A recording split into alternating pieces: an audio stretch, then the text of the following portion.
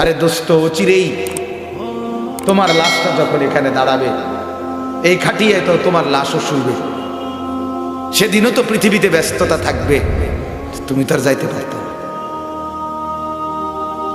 হযরত ওমর রাদিয়াল্লাহু তাআলা আনহু বলতেন, সাইয়্যিদুনা ওমর বলতেন, কুল্লা ইয়াউমিন ইউকালু মাতা ফুলান মাতা ফুলান ওয়ালা বুদ্দা মিন ইয়াউমিন ইউকালু মাতা ওমর। হযরত ওমর বলতেন, হে দুনিয়াবাসী, প্রতিদিন ঘোষণা হয় আজ অমুক মরলো, আজ অমুক মরলো। অচিরেই ঘোষণা হবে, নিশ্চিত অচিরেই একদিনে এলান হবে আজ ওমরের মৃত্যু হবে। যেদিন হযরত ওমর রাদিয়াল্লাহু তাআলা আনহু ইন্তেকালের মুহূর্তে, শাহাদাতের পূর্ব মুহূর্তে উনি শহীদ হয়েছেন, ওনাকে মসজিদে ফজরের নামাজের ওয়াক্তে এক কাফের অগ্নিপূজক ছদ্মবেশে ওনার কোমরের মধ্যে ছুরি দিয়ে ঘাই দিছিলেন। হযরত ওমর রাদিয়াল্লাহু তাআলা রক্তে ভেসে গেছেন মেহরাব। ওই অবস্থায় ওনাকে ধরাধরি করে ওনার ঘরের মধ্যে আইনা যখন খাটিয়ার মধ্যে বিছাইছে, চকির মধ্যে শোয়াইছে, তখন অবস্থা এরকম বেসামাল ছিল যে মুখ দিয়ে ওষুধ দিচ্ছে বা পানি দিতেছে, এদিক দিয়ে বাইরে হয়ে যেতেছে। হযরত ওমর রাদিয়াল্লাহু তাআলা বুঝছে উনি দুনিয়াতে আর টিকবে না, আর বাঁচবে না। এখানে দুইটা ঘটনা হয়েছে তখন।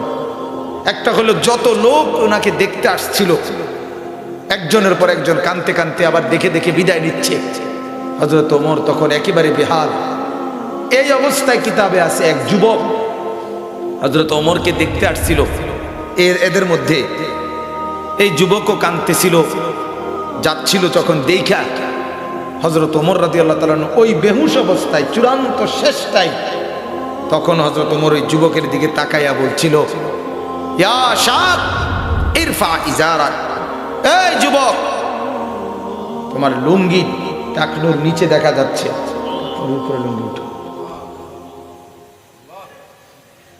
যখন জীবন চলে যাচ্ছে তখন রাসূলুল্লাহ সাল্লাল্লাহু আলাইহি সাল্লামের সুন্নতের ইহানত হতে দিচ্ছে, তখনও দ্বীনের খেলাফ কোনো কাজ সহ্য করছে না। গেলাম তো দুনিয়া থেকে, কিন্তু তাই বলে শেষবারের মতো বুঝি নবীর দ্বীনের খেলাফ দেখে যাব নাকি? এর জন্য এটা বলছে। আর যখন উনি বুঝছেন চূড়ান্ত এখন আর টিকবে না, তখন উনি ওনার ছেলে আব্দুল্লাহ ইবনে ওমর রাদিয়াল্লাহু তাআলা আনহুমা, আব্দুল্লাহ ওমরের ছেলে, হযরত ওমর তাকে বললেন, বাবা তুমি আমাকে এই চৌকি থেকে নামায় দাও, চৌকি থেকে মাটিতে রাখো আমার শরীরটা, দা খাদ্দি আলাল আরদ। এই বাপ